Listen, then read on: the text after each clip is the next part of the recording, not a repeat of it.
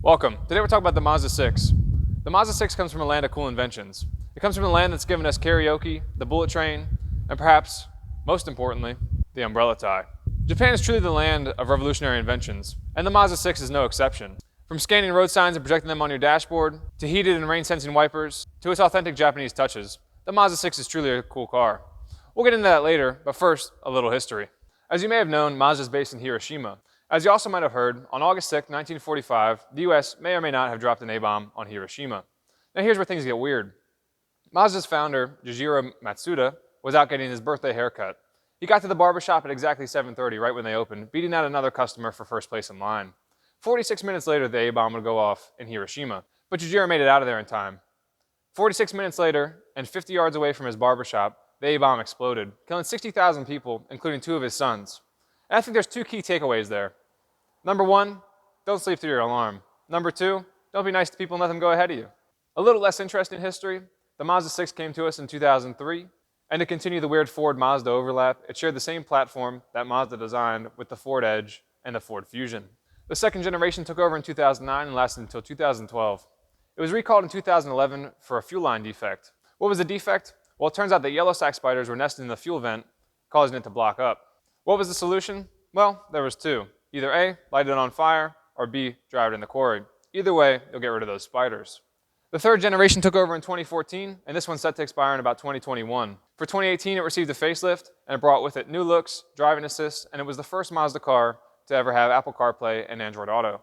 This is the 2019 Mazda 6 Signature, and it comes in Soul Red Crystal Metallic and has 19-inch alloy wheels. This comes with a 2.5-liter turbo engine with a 6-speed automatic. No more manual transmissions are offered anymore. It also comes with Mazda Skyactiv G. I used to think that was just for the engine, but it turns out it's also for the body, the chassis, and the transmission. The G stands for gasoline, of course. Basically what that does is that minimizes fuel consumption and maximizes performance, using magic, of course. Or as the engineers will tell you, it uses things like exhaust scavenging, high compression ratios, and other boring engineering terms. So what's it like to drive? So the build quality in here is solid. You have soft touch materials all around, as well as the Sen wood. We'll get into that later. On the highway, there's minimal road noise. The steering wheel is very responsive, giving you a lot of jimbe-itai. We'll get into that later as well. The paddle shifters, if you decide to use them, are also very responsive. The ride is solid. You don't really feel any bumps when you're driving this car. And it also has a sport mode that you can turn on, which actually makes a huge difference, unlike on most cars where the sport mode really doesn't do anything. The engine is powerful enough. It's not the fastest car I've ever driven, but that's not the point of it. The Mazda 6 comes with lots of things to keep you from kamikazing into a telephone pole, such as adaptive cruise control, lane keep assist, blind spot indicator, and a heads-up display. It also scans traffic signs and displays them on your dash, taking away another excuse if you get pulled over.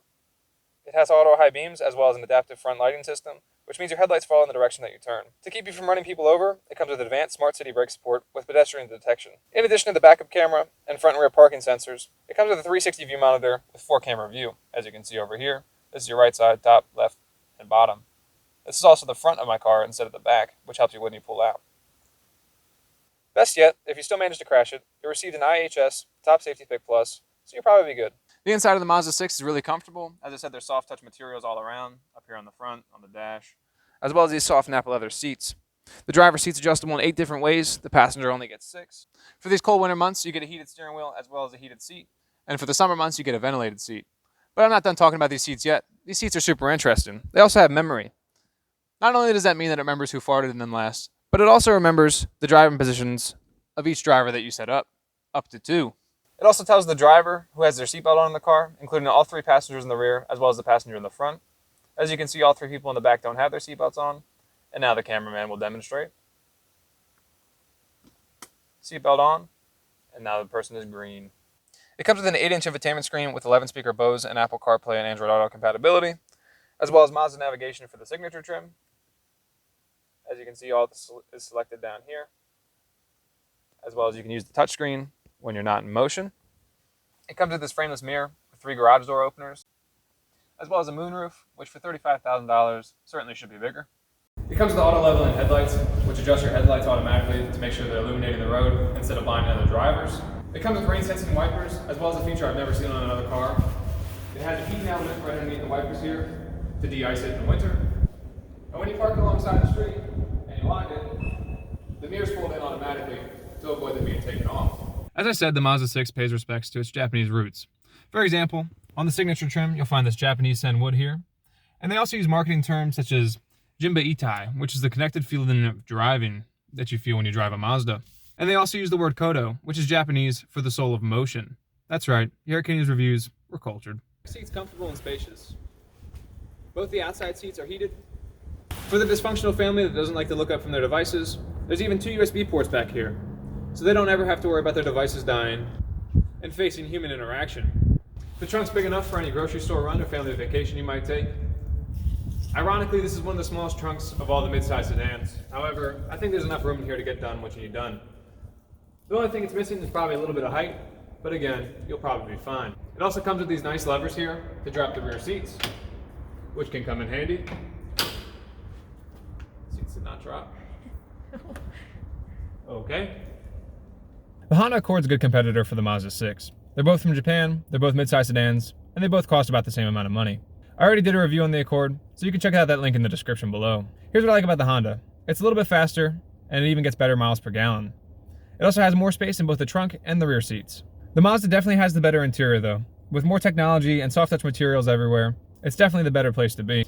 Both of the cars handle great, and neither of them are projected to be too reliable by JD Power. The Mazda 6 only got a 2.5, and the Honda Accord got a 3 out of 5 for reliability. To be honest, if I had to choose between the two, I'd probably choose the Accord because it was a little bit more fun to drive. However, they're both very great cars. The strong suits for the Mazda are its technology, its handling, its comfort, as well as its safety. Where it falls short is a small cargo space in the back, but again, I really don't think you're going to miss any trunk space. Mazda truly makes great cars to drive, which makes it even less surprising that it's the only Japanese manufacturer to ever win Le Mans. The Mazda 6 is meant to be versatile. It's supposed to be large enough to haul the kids around, luxurious enough to take your business associates to lunch, and fast enough to give you a little bit of excitement in driving from your otherwise mundane life. Amazingly, the Mazda 6 does all these very well. In addition to being very versatile, it also gives you Jinba Itai, which that alone is worth the price tag of $35,000 if you ask me. That being said, if you're in the market for a mid-size sedan and you can pick up a Mazda 6 for a decent price, do it. If it's priced about the same as a Honda Accord, pick up the Honda Accord. Please put any questions or comments you may have below. Thank you.